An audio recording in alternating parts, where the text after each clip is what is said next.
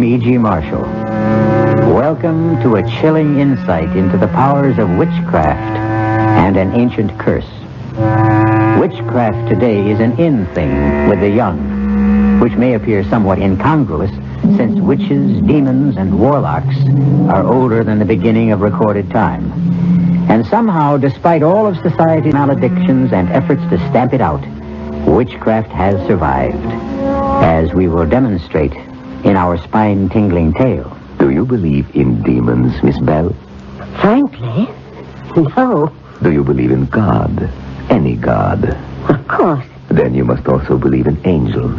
And demons, according to all we know about them, they are simply fallen angels, fixed eternally in evil. And although we may not know whether we are being fanned by airs from heaven or blasts from hell, it is best to be on guard. And having said that, I should not like to be Robert Anthony, whom you will meet very soon.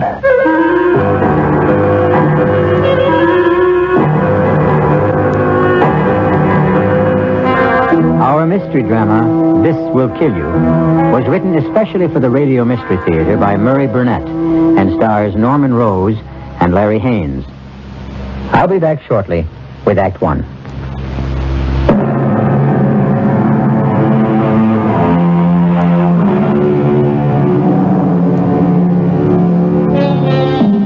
Rage, my friends, is one of the curses of mankind.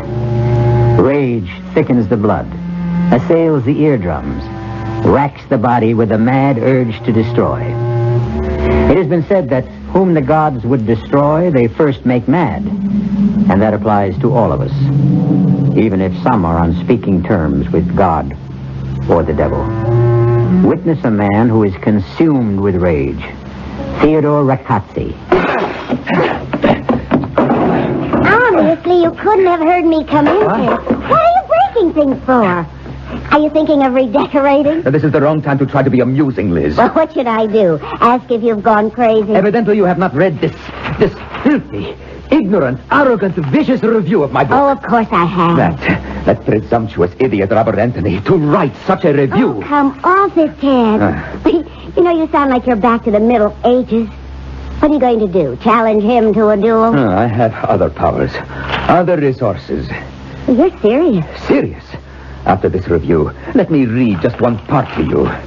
Mr. Ragozzi, possessor of an awesome reputation as an expert on witchcraft, in this unnecessarily long book titled Demons and Demonology, has gathered the wildest concoction of old wives' tales, superstitions, and demons ever brought before the public. And, what is worse, he has given credence to them. To take witchcraft as seriously as Mr. Ragozzi does is simply childish. Ted, he's just another writer-reviewer trying to be clever. Yes, at my expense. At anybody's expense. You just happen to be the target of the day. Mm-hmm. And now he is my target. For what? A nasty letter to the editor?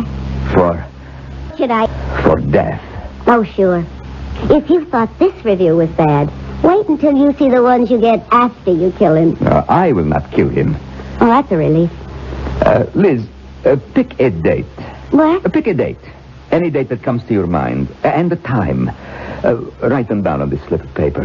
What for? Oh, to please me. All right. What's today? The 14th. Here. Okay, will this do? The 28th. 10:53 p.m. Yes, it will do beautifully. Thank you, Liz. You're welcome. And now that we've finished playing games, can we go? Of course. But the game is just about to begin.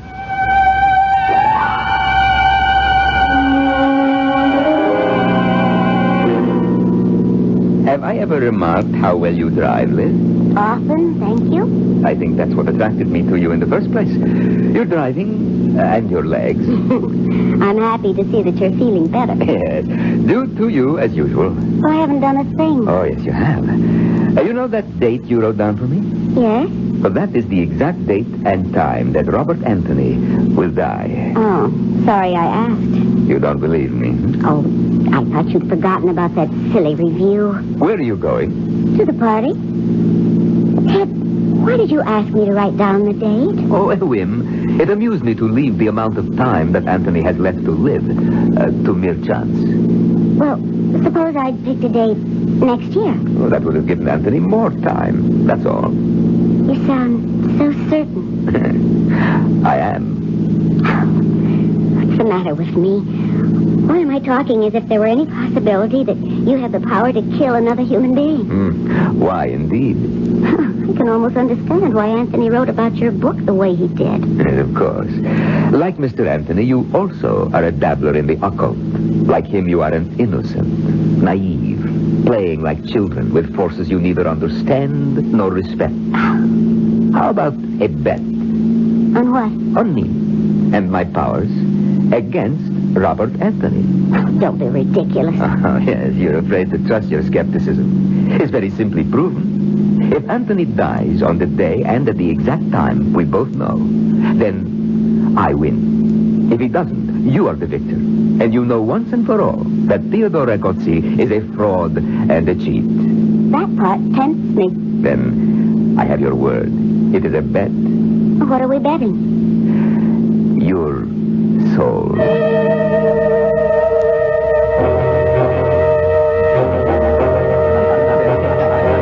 Robert Anthony, you're not leaving the party already. Well, I'm sorry, Carl. I just dropped by to meet your guests, but my publishers are getting uptight about my new book. Well, everyone here is talking about the hatchet job you did on Ragozzi. Well, why do they think I've got a bone to pick with Ragozzi? Well, I've read a lot of reviews, but... Look, I've had a job to do, to review a book. I never even met the man. I took off because his book was so ponderous. Instead of writing a history of demons and demonology, which would be interesting, Ragozzi wrote as if he were putting down facts. Sorry if I touched a nerve. It's all right, forget it. I just think there's entirely too much fuss about the review. I know a little about witchcraft, and I think it can be amusing, but... Okay, but I hear Ragozzi's taking it very big. Well, I don't want to hear that Ragozzi's out to get me with the same crazy, demonic curse superstitious idiots believe in. Well, let's forget Ragozzi. What about that play we cooked up? Well, I just told you, Carl, my publishers are getting restless. I'm spending most of my time in the library. Look, can we put it off for a week or two? Okay. Fine.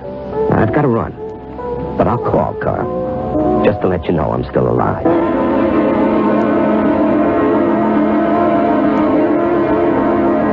This is Jennifer Bell and another broadcast of The Author Speaks. My guest for today is the man who has written the most controversial book about devils and deviltry, Theodore Ragozzi. I am happy to be here. Mr. Ragozzi, I must confess your book scared the daylights out of me. Was that your intention? No, not at all. My intention was to inform, to let people know that there are forces in this world that they may not have been aware of. Oh, well, then you're serious in your thesis about demons and their power. Oh, absolutely. Which naturally leads me to that review by Robert Anthony. How did you feel about it? Well, I would be less than honest if I said I was pleased, but it caused me only a small annoyance. Really? You are asking the wrong question. Oh? Well, then, set me straight. You should not ask if I were annoyed about it, but rather how Uziel Rabdas Belet are angry about their powers being mocked. Well, I'm not acquainted with those gentlemen you mentioned. Which is just as well for you. You see, they are demons. Powerful demons. And if they take offense... well, I should not like to be Mr. Robert Anthony. You're predicting that some harm might come to Robert Anthony? Oh, I predict nothing.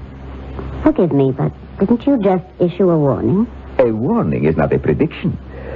Do you believe in demons, Miss Bell? Frankly, no. Do you believe in God? Any God? Of course. Good. Then, of course, you must believe in angels. And demons, according to all we know about them, are simply fallen angels, turned away from God, fixed eternally in evil. I would like to inform you, madam, that a belief in the existence of angels and demons is an article of faith with two of our major world religions. All I say is that I should not like to be in the company of Robert Anthony during the next month. Good morning. I see you have my books waiting for me, those 5 over there. Thank you. Well, today I ought to finish my research. I'm going to miss the peace and quiet of this library. My name is Theodore Ragozzi. I called about a book you said you would have waiting. Ah, yes. Thank you. Oh, excuse me. Yes? It sounds absurd.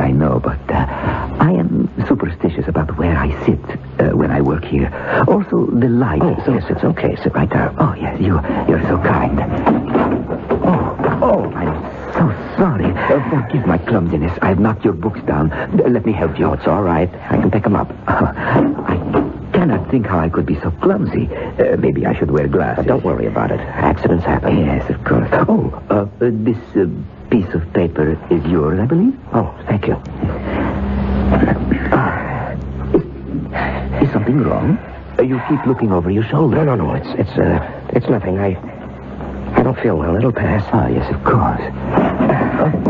Sir, can I help? No, I think I need a little fresh air. Oh, yes, of course.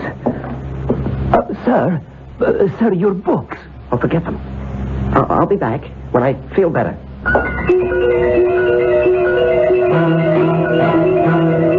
I've got to slow down. I must slow down. There's nothing following me. Nothing. Oh, that's better. Get some control.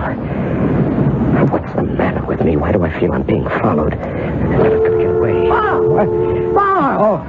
Oh, Carl, What's with you? Trying to get yourself killed? I guess it looked like it, didn't it? Well, No, it's nothing. Carl, believe me, I was in the library and suddenly I had a crazy impulse to start running.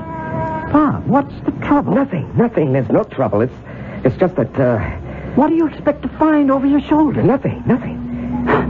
If I didn't know that your last novel sold over 1 million, I'd say you just held up a bank and were running away. Look, forget the jokes, huh? But, I'm Bob. sorry. I really am, Carl. But leave me alone.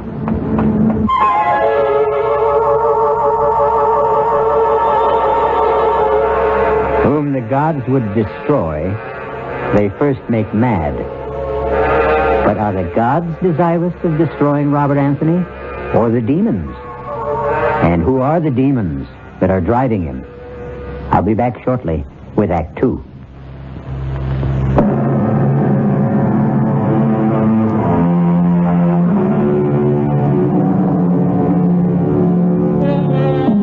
I am back to lead you along the dark roads of witchcraft. The demon-ridden Robert Anthony has turned to the 20th century remedy against magical spells, psychiatry, and is attempting to explain his terror to an eminent psychiatrist. How can I make you understand, Doctor, how intensely real this fear is? I'm not imagining it. It's there. I feel it. Every minute I feel it. It's at my shoulder, behind my back, pressing in on me. Of course. Have you ever heard of anything like this before? Nothing exactly similar, but fear is quite common. Most people are afraid of something. But don't they know what they're afraid of? They sometimes think they do. And what do you tell them? I think it would be best if you talk about yourself. You say you first felt this way about a week ago. Yes. I was working in the library, and I suddenly felt I just had to get out and run. Had anything happened that day to upset you? Anything out of the ordinary? No, nothing, Doctor. Have you felt this fear before?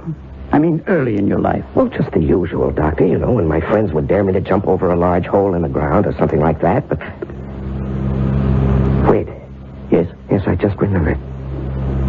When I went to college, there was a suspension bridge, a shortcut from the campus to my dormitory. Everyone took it. Well, one night I was with some friends, and we came to the bridge, and it was out. There was only one single plank, and this was a deep chasm, Doctor, maybe 100 feet. Yes. Well, I wanted to go back to walk around it, but the others voted against that. They all walked across. And I can remember how terrified I was. I got down on my hands and knees and crawled across the single plank with the water roaring below me. I was terrified. You're afraid of heights. Well, I'm not comfortable with them, but... Would you say that today you're somewhere near the height of your profession as a writer? Oh, come on, Doctor. This has nothing to do with any fear of heights. This is... Yes. This is witchcraft. Interesting. Why do you say that? Look, we've been through it. The review you wrote on the Ricazzi book, Demons and Demonology? Right. Are you sorry you wrote such a scathing review? No. No? Well, I don't know. I think you are. Well, if I was wrong, and possibly there are such demons and spells as Ricazzi describes in his book, that would or might account for this fear of mine, wouldn't it? You mean you think Ricazzi might have put a spell on you? Well, it's possible, isn't it? Can't you think of another explanation? Can you? Yes. Let's examine what you've told me.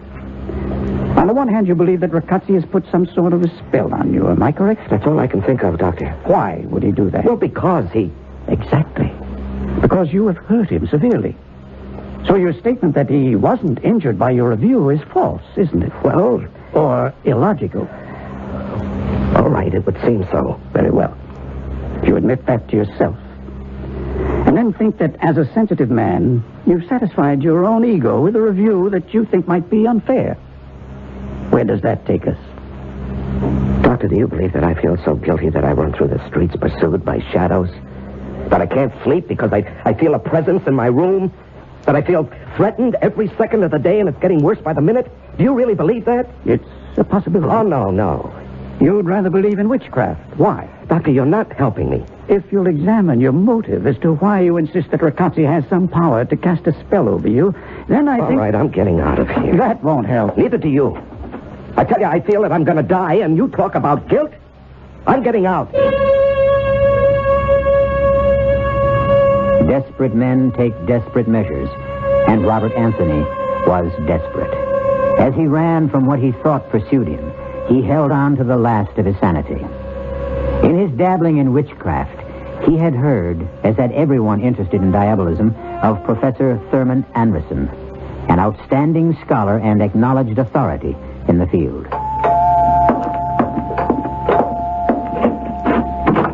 Professor Anderson? Yes? I'm Robert Anthony. Oh, come in. I've been expecting you. You have? Why? Because I read your review and I know Ricazzi. Oh, then you think he might have done something to me? I think it probable that he has tried. I won't know until you tell me what's happened. Come in and sit down. Thank you. Professor, do you think you can help? First, tell me why you think Ricazzi has cast a spell. Because as I sit here talking to you, I'm eaten up by fear. I have a feeling that something is following me, Professor. Something so terrible that I can't even imagine what it is. But I'm certain that it's going to kill me. How long have you had this feeling? About a week. And can you remember when you first felt it? Oh, yes, very vividly. It was in the library. Do you know Ricazzi? No. No spell can be put upon you unless the Creator has some contact with you. Did you meet him by chance, perhaps? Well, I don't know. No, I don't think so. I haven't been very social this past week. I can't even begin to think what it could be unless you give me something to go on. Did you have a chance encounter with anyone? Did a stranger bump into you, perhaps? No, Oh, wait. Yes? In the library, there was a man with a slight accent. Ricazzi has an accent. Well, I remember he came over and asked if he could sit next to me, and as he sat down, he knocked over my books. He apologized, and he insisted on picking them up. Anything else? No. Yes, he gave me a piece of paper. You took it? Well, of course. I didn't remember whether I had actually dropped it or not. Do you have it? Well, yes, because I remember looking at it when I got home and wondering what it was. It just didn't make any sense to me. Well, can I see it? Well, sure. There you are. Good Lord. What is it, Professor? What do you see? The casting of the runes. What? What does that mean? I can't believe that even a man as vindictive as Ricazzi would do this. Professor, what is it? You see this writing? Yes. It is the runic alphabet. It represents an ancient death curse. And those figures on it? The date of your death. Oh, that's ridiculous. It was used many centuries ago. There are stories of younger brothers using it to eliminate the rightful heir to the throne. It has earned the reputation of being one of the most powerful of all the ancient spells. The drawback, of course, was the absolute necessity of having the man or woman casting the runes to pass the curse on directly and have it accepted. Oh, no, I won't believe that. This is the 20th century. Careful. Lose this paper and you lose your only chance. Chance? You mean there's something I can do? One thing. What is it? Pass the curse to someone else. Oh, this is unbelievable. If someone else told me about this conversation, I'd say we were both fit subjects for an insane asylum. Oh, no, I can't go on this way. Professor, how do I go about passing this on? You have someone in mind? Do I have to know a person? No, you could pass it to a stranger. Well, how? Simply brush up against someone in the street or on a bus or subway. See that he drops something. Then pick it up, and along with the package, you pass this piece of paper saying, I believe this is yours. When they accept it, they have it, and you are rid of it. Oh, no, I couldn't do that to anybody. I just couldn't. Why not? If you don't believe in the curse. I don't know about the curse. I can't believe that it will actually kill anyone, but I know how I feel. That is very real and horrible. Well? How much time do I have? Today is the 23rd. The date here is the 28th.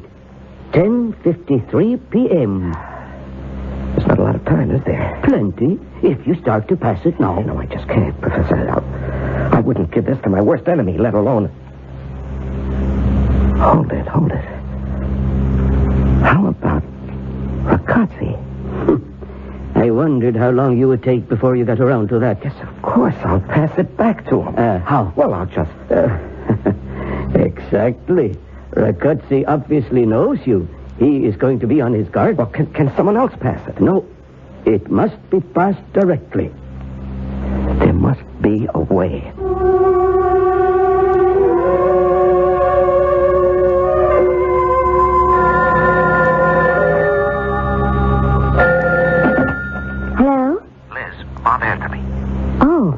I must see you. I don't understand. Well, I hate to sound like an old-fashioned melodrama, but it really is a matter of life and death. All right. Where shall we meet? Someplace where we can talk. How about, Sherry's? Oh, I don't think we should be seen together. Well, that's not the kind of talk I had in mind, Liz. I know. I still don't think we should be seen together. You know? How? How about the cafeteria at the zoo? Yeah, okay, but Liz... Half an hour. Okay, see you.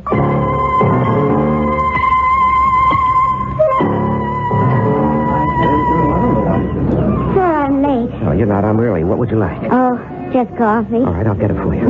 No, I really don't want anything. Why did you call me? Liz, you wouldn't be surprised and go all girlish on me if I tell you it's because of your relationship with Ragazzi. No. Okay. This is going to sound crazy. Well, try me.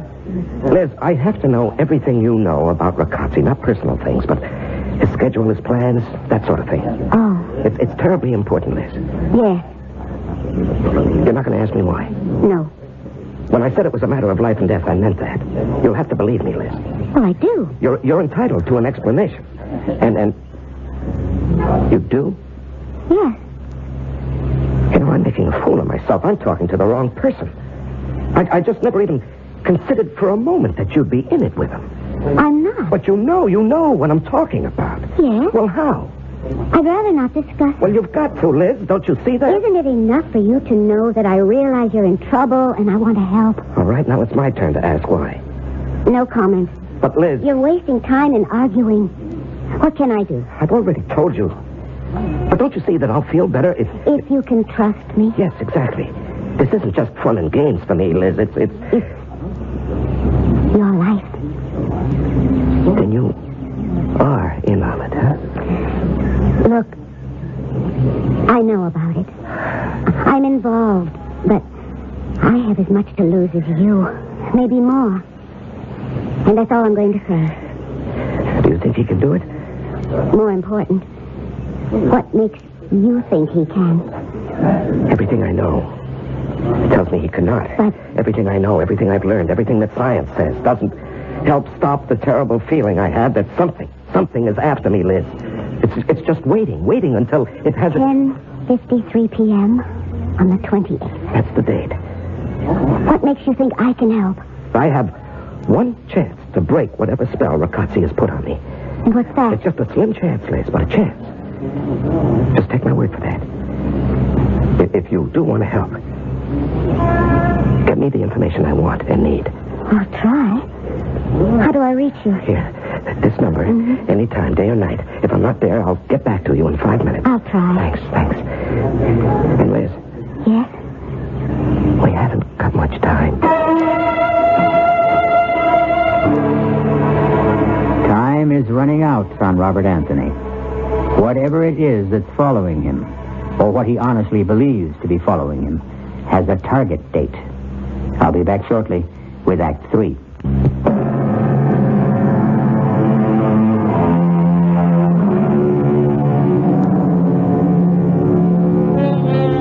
Let us get back with Robert Anthony, under a spell, and convinced that he has now only 24 hours to live. The date set for his death is 10:53 p.m. on the 28th, and it is now the afternoon of the 27th. And Theodore Ricazzi has a visitor. Liz, come in, my dear, come in. I took the chance that you'd be home. Yes, and I am, and I'm delighted. Of course, I shan't be home for long. As you can see, my bags are all packed. Where are you going? To my little hideaway up in Perdis. You remember it? Of course. As a matter of fact, your dropping in might be called providential. I was going to call you to ask you to drive me. When are you leaving? Tomorrow night, fairly early. I think it would be wise for me to be out of the city when Anthony meets the demons. Oh, call it off, Ted. I beg your pardon? I'm asking you to call it off. Call what off, dear Liz? You're much too modern and liberated a young woman actually to believe in demons. Or even more fantastic, that I can control them. Don't fence with me, Ted. Call it off. I wonder if I talked with Anthony today, would he write the same review of my book all over again? Or would he have a more open mind? Why don't you ask him? Well, I would like to. I would very much like to, but, well, it's not practical. By the way, you haven't said you would drive me up to Perdis. I cannot. I'm sorry. Ted, I really Cannot? Liz, have you forgotten our little wager? No. Don't you think you might owe it to me to be with me when we hear the news of Anthony's death? Ted, I'm asking you to call it off. Your bet or... The whole thing. My dear, I would like to. I would really like to please you. Well, There are others involved. I don't understand. When you call upon these forces for help, you're taking a very serious step. It is understood that you're not indulging a whim. These forces do not like the idea of being used carelessly. They are not to be toyed with. Oh, I'm sure you could do something. It's really amazing how you have come full circle in your belief in my powers.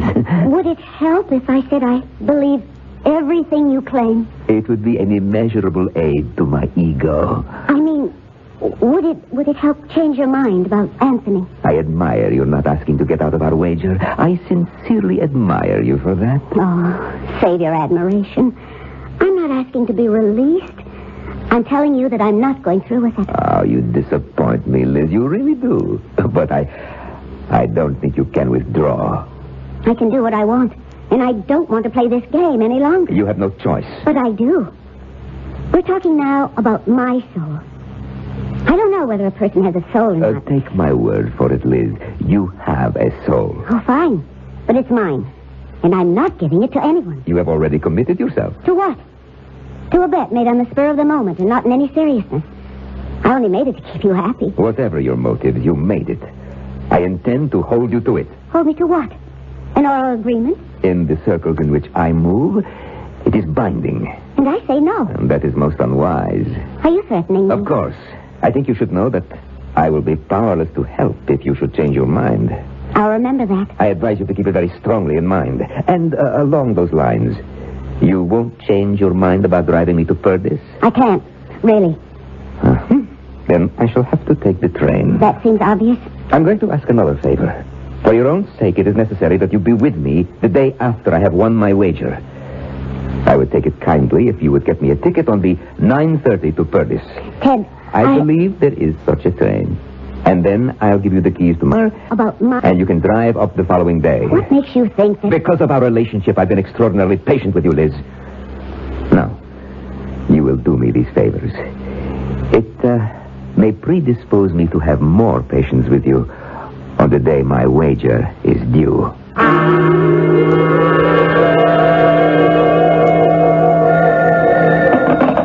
Hello? Bob? Oh, Liz, I've been waiting for your call. Do you have anything for me? Well, I don't know whether or not it helps, but he's taking the 9:30 train to Purdy's on the 28th. 9:30. That doesn't give me much time. For what? for what I have to do. Liz, that makes it so close. Are you sure about the train and the time? Positive. I bought the ticket myself. 9:30, huh? Yes.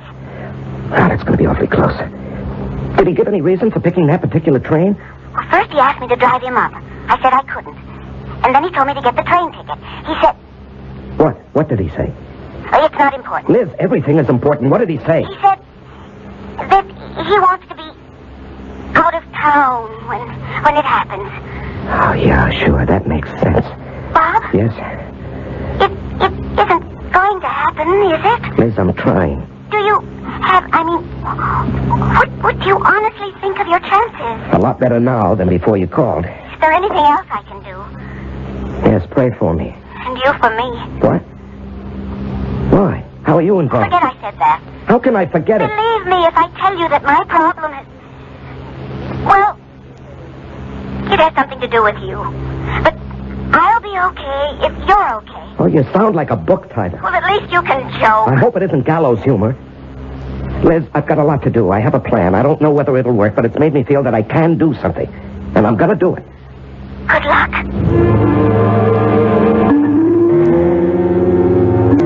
I said Bob Anthony. I didn't believe it when you called. How can I help you? I need a makeup job. For a TV appearance? No. I must be disguised so that even my own mother wouldn't know me. Can you do that? Well, maybe if you tell me what it's for, it might help. No, I can't tell you. You'll have to take my word that it's deadly serious. Well, how long will you need to wear the disguise? 4 hours at the outside. How many people do you want to fool? One. A man. Uh-huh. How well does he know you? Well, that's hard to say. He's not an intimate friend. In fact, I only met him once, but he knew me then. Yeah, one more question. Mm-hmm. How does this guy think of you? Oh, I suppose he sees me as a young smart aleck. Good. So we have to make you... step into my parlor. Okay. Aren't you going to lock it? Okay. Sit in that chair over here. Yeah. Now, relax. You're too tense. I'm sorry. See, now, the hairpiece is no problem. Your head and hairline are easy. But, the eyes... The eyes? Exactly. With the hair you have, you can't have those alert brown eyes. Let me see. Watery blue with little veins running through them. Yeah. Okay, now. Ever wear contact lenses? No, of course not. You'll love them. Slight effort. There. How's your vision? Well, I can see. Good. The wrinkles come last, and, I think a little goatee. Yeah. Bushy beard wouldn't be right. Now just put your head back. Grand Central Station in New York City at 9 o'clock of any evening is a dreary place. The waves of homebound commuters have washed away. The garish light serves only to point up the cruel deterioration of past grandeurs. The waiting rooms are almost empty.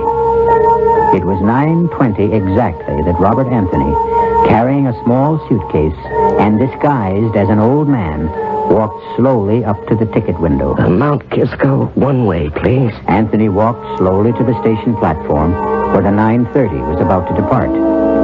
He wanted to be almost the last one to board the train so that he could locate the car that Ricazzi had selected. He boarded the train and passed through several cars, and then his pounding heart slowed. He saw Ricazzi, seated in the middle of the car, and with the seat next to him vacant. Excuse me, would you mind if I put my valise on the rack? Oh, not at all. Let me help you. Oh, it's very kind. Not at all. You certainly cut that close. I'm afraid I don't walk as quickly as I used to. It's hard to get accustomed to growing old. Yes, I suppose it is.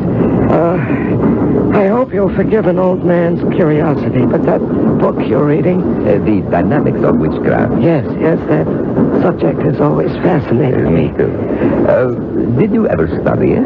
No, but when I was younger, Halloween was my favorite holiday. You know, dressing up and trick-or-treating. Yes, I know. Oh, that was such great fun. Yes. Well, I won't disturb you anymore. I know you're anxious to get on with your eating, but where are you getting off? Purvis. Is that before or after Mount Kisco? After. I wonder. I mean, I have a tendency to drowse off, you know. I wonder if when we reach Mount Kisco, it would be... I will let you know.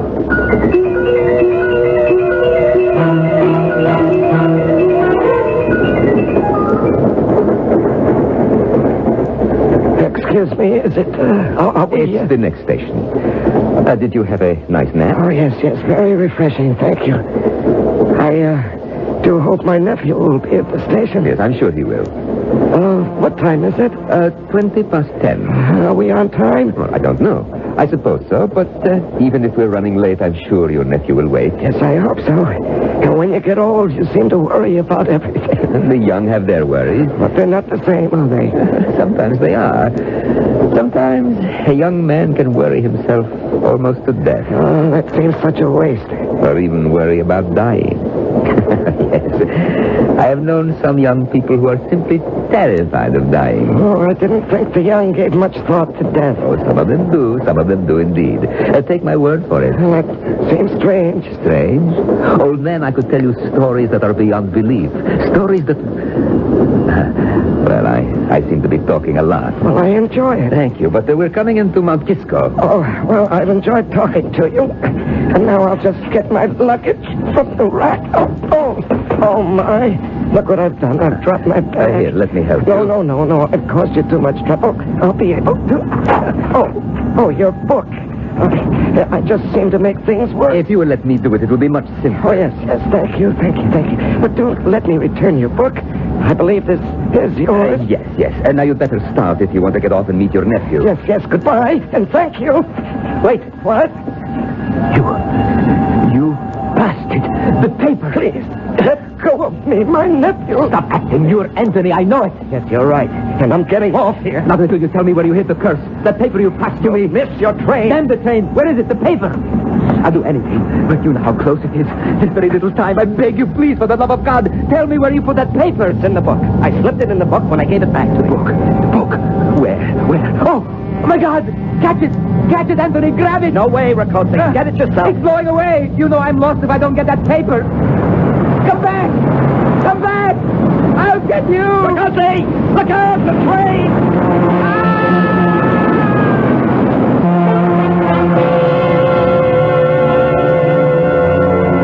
The end of our story of witchcraft and demons. The obituary notice said that Theodore Riccozzi met his death when he inexplicably ran in front of a southbound express at the Mount Kisco station. Inexplicably? I'll be back shortly.